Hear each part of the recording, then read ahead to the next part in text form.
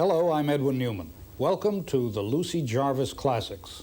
Each of these unique programs allows us to enter a famous place never before seen by television cameras. Each has won many awards. Each was produced by an extraordinary woman whose hallmark is her ability to take her cameras where cameras have never been before. Lucy Jarvis, I suspect that the stories about these productions and how you made them are as interesting and exciting as the productions themselves. The Kremlin has always been one of the most impenetrable places in the world. It's a fortress, and it's the seat of government of the Soviet Union.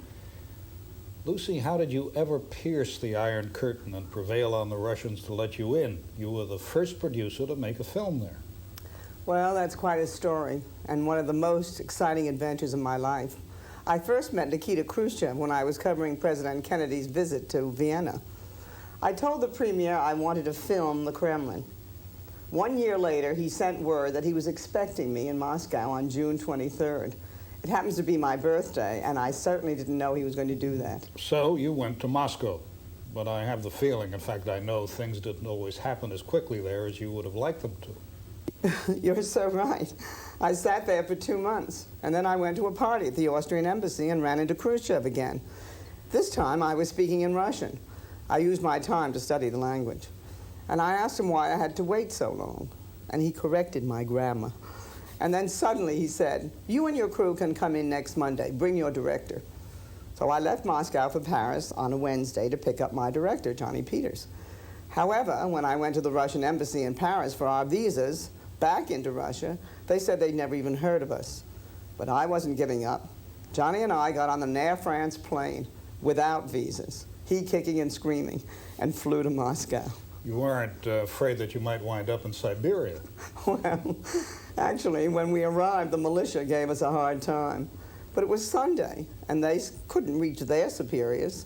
And also, they didn't know what to make of this American woman who was dropping names and telephone numbers, and I'll have you know all of their top leaders.